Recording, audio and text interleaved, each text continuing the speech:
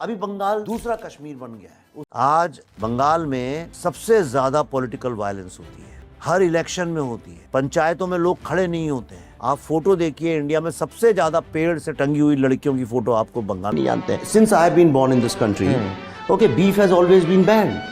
I've never seen, I couldn't buy beef anywhere in any restaurant. दोस्तों आज हम बात करेंगे विवेक अग्निहोत्री के बारे में। वो आदमी जिसने बॉलीवुड में डायरेक्टर बनकर एंट्री तो ली थी, लेकिन ऑडियंस ने कभी उन्हें सीरियस लिया ही नहीं। फिर 2014 आया, बीजेपी की गवर्नमेंट आई और विवेक का कैरियर भी अचानक से हिंदुत्व की हवा में पकड़कर उड़ गया। उनकी पहली फिल्म थी 2005 में चॉकलेट, नाम चॉकलेट बट टेस्ट कड़वा। फिर गोल और हेट स्टोरी जैसी कमर्शियल फिल्में भी बनाई, लेकिन कुछ खास सक्सेस मिली नहीं। फिर 2014 में जब बीजेपी गवर्नमेंट में आई और विवेक अग्निहोत्री को एक और जन्म मिल गया। अब फ्लॉप फिल्में छोड़कर उन्होंने पकड़ लिया प्रोपेगेंडा का रास्ता। फिर उन्होंने लॉन्च की अपनी बुक द अर्बन नक्सल्स, जो कि उनका सबसे बड़ा हथियार निकली। मतलब जिसने भी सवाल किया उसे वो देशद्रोही बोल देते, जिसने भी विरोध करा उसे वो अर्बन नक्सल बोल देते। इस एक शब्द ने उन्हें इंटेलेक्चुअल वॉरियर बना दिया।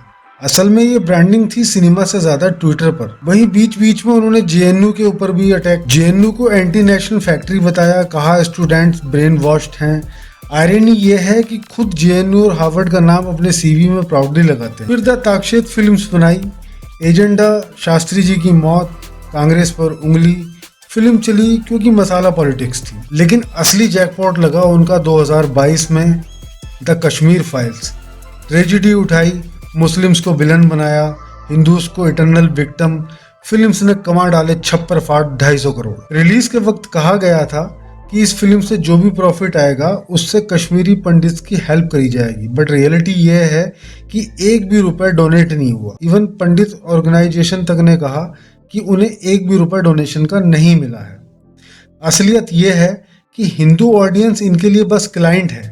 एजेंडा बेचो, दर्द बेचो, प्रोपेगेंडा बेचो और फिर उस पैसे से अगली फिल्म बनाओ। और हाल ही में जो इनकी नई मूवी आई है द बंगाल फाइल्स, ये भी वही सेम फॉर्मूला है। फिर वही हिंदू विक्टिमहुड, मुस्लिम विलन और बीजेपी नैरेटिव को सिनेमा बना देना।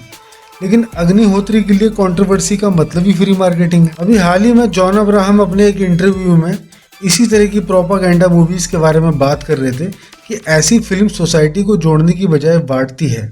तो ऐसे में अग्निहोत्री इस जवाब से इतना ज्यादा ट्रोल हुए कि उन्होंने डायरेक्टली जॉन के ऊपर कमेंट करा कि जॉन को बस प्रोटीन खाना आता है और बाइक चलानी आती है। एक्चुअल में उनका डबल स्टैंडर्ड आप समझने की कोशिश करिए कि बॉलीवुड को गाली देते हैं पर खुद वहीं से पैसे कमाते हैं, सेकुलर गैंग पर आरोप भी लगाते हैं, हिंदू ऑडियंस को कहते हैं कि टिकट खरीदना सेवा है, प्रॉफिट जेब में और डोनेशन गायब। अब उनका बिजनेस मॉडल समझिए कि सेंसिटिव ट्रेजेडी उठाओ, उसे वन साइडेड दिखाओ, villain is equal to Muslims and victim is equal to Hindus, BJP से फ्री प्रमोशन लो, अपोजर्स को अर्बन नक्सल बोलो, ऑडियंस तो क्लाइंट है ही और प्रॉफिट उनकी पैकेट में एंड डोनेशन जीरो। तो ये है विवेक अग्निहोत्री का एक्चुअल प्रोपेगेंडा प्राइवेट लिमिटेड।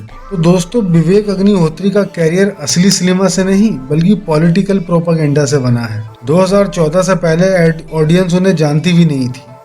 2014 के बाद वो बन गए हिंदू सेंटीमेंट्स के सेल्समैन।